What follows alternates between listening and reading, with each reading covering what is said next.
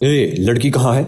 Tiger ने पलटकर उस नौजवान से पूछा जो उसे बुला कर लाया था। उसका अंदाज एहतजाज करने वालों जैसा था। जवाबन गौश नौजवान सिर्फ तमस्खराना अंदाज में मुस्कुरा कर रह गया। उसकी नजरें लंबे तड़ंगे मजबूत जिसामत के मालिक एक गौश पर जमी हुई थी, जो अपने जुस्से के हवाले से उनका सरगना दिखाई देता था। टाइगर ने नौजवान गौश की निगाहों का ताक़ुब करते हुए उनके लीडर की तरफ देखा।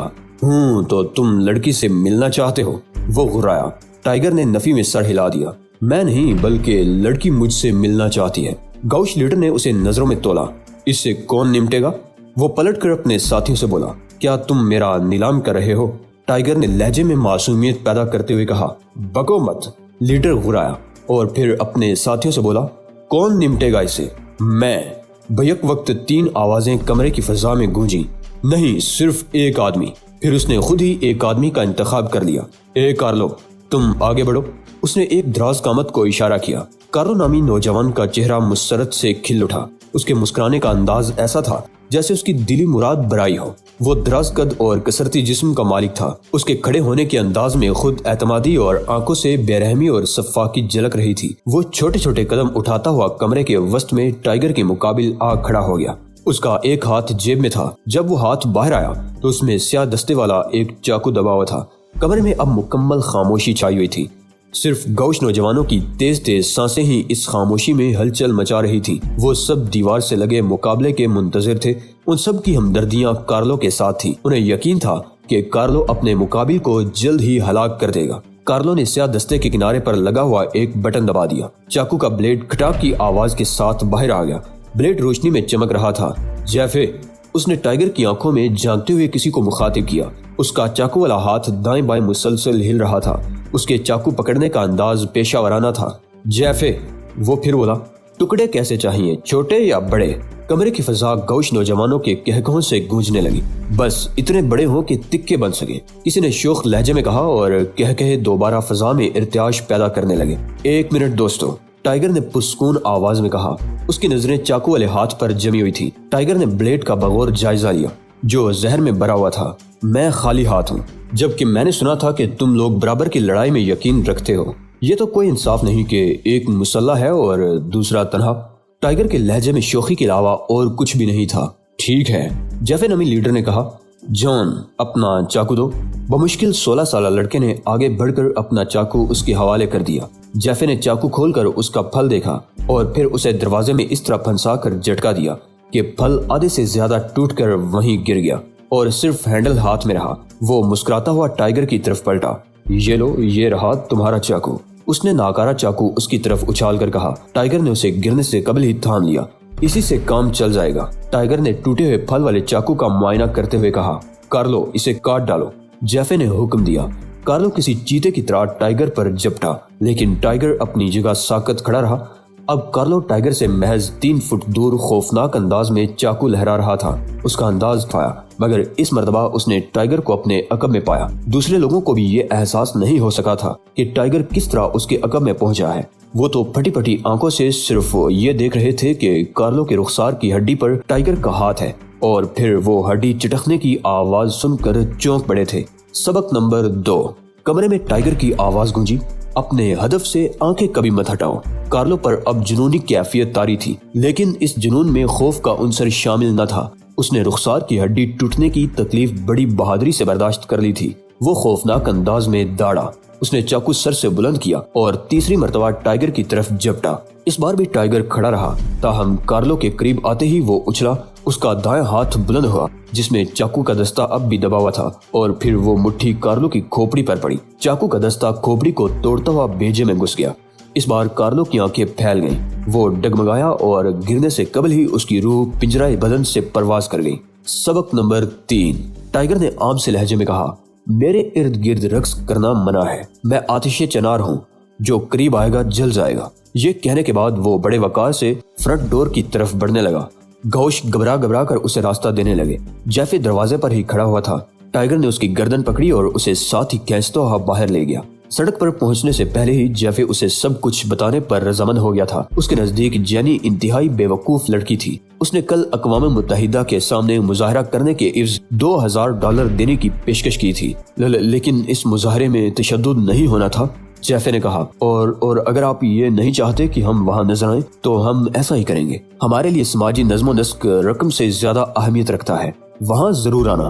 टाइगर ने उसे धक्का देकर कहा और फिर उसे छोड़कर सड़क पार कर गया। जेनी की तलाश लाहासिल थी। वो अब तक न जाने कहां पहुंच चुकी होगी, लेकिन उसने मुजाहरे की आड़ में यकीनन मंदोबीन पर हमले का प्रोग्राम बनाया होगा और मंसूबा ये होगा कि जब पुलिस मुजाहिरीन की तरफ मुतवज्जे होगी तो जेनी के साथी कॉन्फ्रेंस हॉल पर हमला कर देंगे और इस हमले को सिर्फ वो और ओशान ही नाकाम बना सकते थे। सड़कों पर तुलुए आफताब से कबल ही स्याहपोश लोग नजर आने लगे थे और जब अलीट रिवर के पानी ने सूरज की पहली किरण को महसूस किया तो उन लोगों की तादाद भी बढ़ चुकी थी। उन लोगों के सामने अक़वाम मुत्तहिदा का सदर दफ्तर था जिसकी एक एक ईंट से सर्द मैरी टपक रही थी।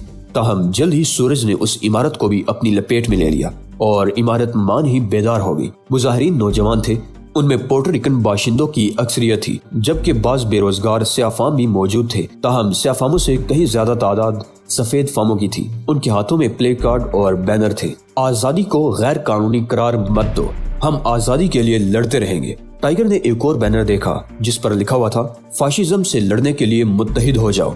उसने बैनर लहराने वाले को पहचान लिया। वो गौशों में से एक ही था। कॉन्फ्रेंस का आगाज 11 बजे होना था। मेहमानों की गैलरी में बैठने के लिए जिन लोगों को पास जारी किए गए थे उन्हें पहले ही रुकावटों की दूसरी तरफ पहुंचा दिया गया था। ये लोग मरकजी दरवाजे पर थे। उधर मुजाहिरीन की तादाद मुसलसल बढ़ रही थी और अब वो इमारत के बिल्कुल सामने खड़े थे जिसके अंदर दुनिया भर के नुमाइंदे आलमी अदम तवाजुन को खत्म करने के लिए मुसलसल मगर नाकाम कोशिश करते रहते थे। ताहम आज वो गुंडागर्दी और आलमी दहशत गर्दी को खिलाफे कानून करार देने के मुश्किल तरीन काम में सर खपाने वाले थे।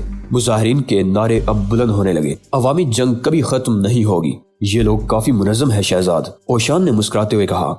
हाँ, और इन लोगों को मुनज़्ज़म जेलों ही में रखना चाहिए। इन्हें पता नहीं कि ये कठपुतली है। कठपुतली? ओशान ने एक तवील सांस लेकर कहा। हाँ, एक कदीम शहनशाह के दौर में। ओशान प्लीज, इस वक्त मैं कोई नई कहानी सुनने के मूड में नहीं हूँ। मैं पहले ही तूफान, मोटे और दुबले मुर्दा जानवरों और कुत्तों की अक़साम के बारे में सुन कर जिद हो चुका हूँ। अब मजीद किसी कहावत या कहानी की गुंजाइश नहीं। जैसी तुम्हारी मर्जी, ओशान ने मुर्दा अंदाज में कहा। इस वक्त वो अपने कमरे में थे जहाँ टेलीविजन पर मुजाहरे का आंखों देखा हाल पेश किया जा रहा था। लेकिन मेरी राय ये है कि हमें भी बाहर निकलकर इन कीड़े मकोड़ों के दरमियान होना चाहिए। दुरुस्त, हमें यहाँ से चलना चाहिए क्योंकि इस मुजाहरे की आड़ में कोई कॉन्फ्रेंस हॉल पर हमला करने की कोशिश करेगा। ओह, क्या तुमने शहनशाह का हुक्म नहीं सुना था? कैसा हुक्म? यही कि अब वो इस मिशन को तुमसे वापस ले रहा है। लिटिल फादर, टाइगर का लहजा बहुत नरम था। हम दोनों बहुत अच्छी तरह जानते हैं कि ऐसा कोई भी हुक्म ना तो हम मान सकते हैं और ना ही वो इस पर अमल दरामद का सोच सकता है। हम इस खेल में आखिरी सांस तक शामिल हैं और बहराम को इस बात का बखूबी इल्म है। ये कैसी वफादारी है कि मुलाजिम अपने आका की हुक्म अदूली कर रहा है। ओशान ने मुस्कुराते हुए कहा। मेरे आका अवाम है। टाइगर का लहजा बहुत संजीदा था। मैं अवाम के मफाद में काम करता हूँ, डॉक्टर बहराम के मफाद में नहीं। कमाल है, अगरचे ओशान का सीना फख्र से फूल गया था मगर उसने अपनी कैफियत का इजहार करने की कोई कोशिश नहीं की। तुम उस शख्स को अपना आका तस्लीम करने से इनकार कर रहे हो जो तुम्हें तनख्वाह देता है और जिसके सामने तुम जवाब दे हो। छोड़ो ओशान, टाइगर उकता कर बोला। चलो, नहीं, अपने जहन को काबू में रखने के लिए चंद वर्जिशें कर लो वरना तुम्हारे जज्बात तुम्हारे फर्ज पर गालिब आ जाएंगे। लिटिल फादर, टाइगर पुरसुकून लहजे में बोला। मैं जज्बात से आरी किया जा चुका हूँ, अब काम का वक्त है। लेकिन हमें ज्यादा मुश्किल बहराम की तरफ से ही पेश आएगी। मुमकिन है वो 400-500 अफराद के साथ ही यहाँ मौजूद हो और हमें ये ख्याल रखना पड़ेगा कि उनमें से कोई हमारे हाथों न मारा जाए। चलो, हम सबसे बारी बारी पूछेंगे कि वो बहराम के आदमी तो नहीं या फिर ऐसे किसी शख्स को कत्ल नहीं करेंगे जो बरसाती में हो। ये कहकर ओशान धीरे से मुस्कुराया और फिर टाइगर को देखने लगा जो दरवाजे की तरफ बढ़ रहा था। उसने टाइगर के कदमों की रफ्तार का अंदाजा लगाने के बाद उसी के अंदाज में कदम उठाने शुरू कर दिए। वो वाकईतन परेशान था, अपने लिए नहीं बल्कि टाइगर के लिए, अपने बेटे के लिए। मध्य मुकाबिल जो ताकत थी वो मुस्तकबिल के मास्टर को कत्ल कर सकती थी। टाइगर को इस कुव्वत का एहसास कर लेना चाहिए था मगर वो उसकी तरफ से बिल्कुल बेनियाज था। ओशान उसे इस बारे में बताना भी नहीं चाहता था क्योंकि फिर टाइगर गुस्से में आकर अपनी अना के नाम पर वो कुछ कर गुजरता जो उसके खिलाफ हो सकता था। लिहाजा अब वाहिद तरीका ये था कि वक्त आए और वो ताकत खुद टाइगर के सामने आए اور پھر ٹائگر اپنی صلاحیتوں کو استعمال کر کے اس کا صفایا کر دے یا خود ختم ہو جائے۔ شہزاد، اوشان نے اچانک ہی دھیرے سے آواز دی، کیا تم نے کبھی یہ نہیں سوچا کہ اس دہشت گردی کے پیچھے کون ہو سکتا ہے؟ میں جانتا ہوں، لہٰذا مجھے اس بارے میں سوچنے کی کوئی ضرورت نہیں لٹل فادر۔ ٹائگر کا لہجہ بہت خوشگوار تھا۔ اوشان کا دل دھڑک اٹھا۔ ہاں، وہ ایسا کتا ہے جو عام طور پر بھونکتا رہتا ہے لیکن کبھی کبھی کاٹ بھی لیتا ہے، جو موٹے کو بمبوڑنے کی خواہش رکھتا ہے مگر دبلے پر ہاتھ مارتا ہے، اور جو مردہ جانوروں کی جگہ فرنٹ کا انتظار کر رہا ہے۔ تب پھر دعا کرو کہ وہ تمہارا انتظار نہ کر رہا ہو۔ اوشان نے مسکرا کر کہا، اگرچہ ہم آج کانفرنس میں آنے والوں کی حفاظت کر رہے ہیں لیکن حالات اس وقت تک نہیں بدلیں گے جب تک ان حالات کے پس پشت اصل مجرم کو تباہ نہ کر دیا جائے۔ اگلی باری اسی کی ہوگی لٹل فادر، ٹائگر نے پرعزم لہجے میں کہا۔ تو اوشان اداسی سے سر ہلا کر رہ گیا۔ اب وہ دروازے کی چوکھٹ پر ٹائگر کے شانہ بشانہ تھا۔ اگلی باری کی بات مت کرو، اسی بار کی بات ہونی چاہیے فرزند، اوشان نے کہا۔ ٹائگر نے کوئی جواب دینا چاہا مگر اسی لمحے ٹیلی فون کی گھنٹی بج اٹھی۔ ٹائگر کو واپس کمرے میں جانا پڑا۔ دوسری طرف سے کسی لڑکی کی گھبرائی ہوئی آواز سنائی دی، شہزاد جلدی آؤ، سب کچھ ہاتھ سے نکلا جا رہا ہے۔ جینی تم کہاں ہو؟ وہ پرسکون لہجے میں بولا۔ مردہ جانوروں کی جگہ، اور ٹیلی فون لائن بے جان ہو گئی۔ ٹائگر نے ریسیور کو گھرتے ہوئے بڑی احتیاط سے کریڈل پر رکھا، اور وہ فیئر پلے کا خواہاں تھا لیکن اسے یہ علم نہیں تھا کہ اسے وہ کہاں ملے گا۔ وہ اوشان کی طرف پلٹا جو آنکھیں سکیڑے اسی کو دیکھ رہا تھا۔ یہی ہونا تھا، اسی کی منصوبہ بندی ہوئی تھی۔ ٹائگر اسے دیکھتا رہ گیا۔ شہر کے ایک حصے میں فاتحانہ انداز سے مسکراتے ہوئے جینی نے ریسیور رکھا۔ وہ بہت مطمئن تھی۔ کیسی رہی؟ اس نے مسکراتے ہوئے ہم نشی سے پوچھا۔ بہت شاندار، میرے حسین انقلابی گلاب، زرد روش شخص نے سپاٹ انداز میں جواب دیا۔ کیا خیال ہے وہ اس طرح جال میں پھنس جائے گا؟ نہیں، وہ جال میں تو نہیں پھنسے گا لیکن آئے گا ضرور۔ اوشان اور ٹائگر دونوں نے ہی اقوام متحدہ کی عمارت تک پیدل چلنے کو ترجیح دی۔ ٹائگر اپنے ذہن میں بار بار جینی کے جملے دہرا رہا تھا۔ اس دوران میں بے خیالی میں وہ 2 مرتبہ لوگوں سے ٹکرایا تو اوشان کے چہرے پر ناپسندیدگی کے تاثرات ابھر آئے۔ ایک پارک میں بچوں کو کھیلتے دیکھ کر لاشعوری طور پر ان کی رفتار سست ہو گئی۔ وہ بچے ایک بڑے فائبر گلاس کی ڈھلان سے پھسل رہے تھے اور اس ڈھلوان کی شکل ایک قدیم جانور جیسی تھی۔ ٹائگر دیکھنے لگا، اس عظیم الجثہ جانور کی کمر کتنی خوبصورتی سے ڈھلوان بنائی گئی ہے۔ وہ مسکرانے لگا لیکن اس نے ایک بار پھر غور سے جانور کی طرف دیکھا۔ اب اس شکل میں کچھ اور بھی نظر آ رہا تھا۔ یہ جانی پہچانی لگ رہی تھی۔ وہ اس شکل کو پہلے بھی دیکھ چکا تھا۔ پھر مان ہی اس کے ذہن میں بجلی سی کوند گئی۔ جینی نے یقیناً یہی سے اسے ٹیلی فون کیا تھا، اس جگہ سے جہاں مردہ جانوروں کی طرح کے کھلونے بنائے گئے تھے، اور اسی لمحے پہلی مرتبہ اسے یقین ہو گیا کہ دہشت گردی کے پیچھے کون ہے۔ اس نے رک کر اوشان کے کندھے پر ہاتھ رکھ دیا۔ اوشان، میں سمجھ گیا۔ ٹائگر کا لہجہ عجیب سا تھا۔ تب پھر تم جاؤ گے؟ ہاں، ٹائگر نے بڑے اعتماد سے کہا، لیکن تم کو ان مندوبین کی حفاظت کرنی ہے جو کانفرنس میں شریک ہیں۔ ٹھیک ہے، جیسی تمہاری مرضی، اوشان نے سنجیدگی سے کہا، لیکن یہ خیال رکھنا کہ تم جس کتے سے مقابلے کے لیے جا رہے ہو وہ کھٹکنا ہے، جبکہ میں اس کتے سے مندوبین کو بچانے کے لیے جانے والا ہوں۔ ٹائگر نے اس کا بازو تھام لیا اور اوشان نے شاید زندگی میں پہلی مرتبہ اس سے نظریں چرا لی۔ وہ اپنے دل میں ایک طوفانی کیفیت محسوس کر رہا تھا۔ فکر نہ کریں لٹل فادر، ٹائگر نے محبت بھرے لہجے میں کہا، میں فتح اپنے دانتوں میں دبا کر آپ کے قدموں میں لا ڈالوں گا۔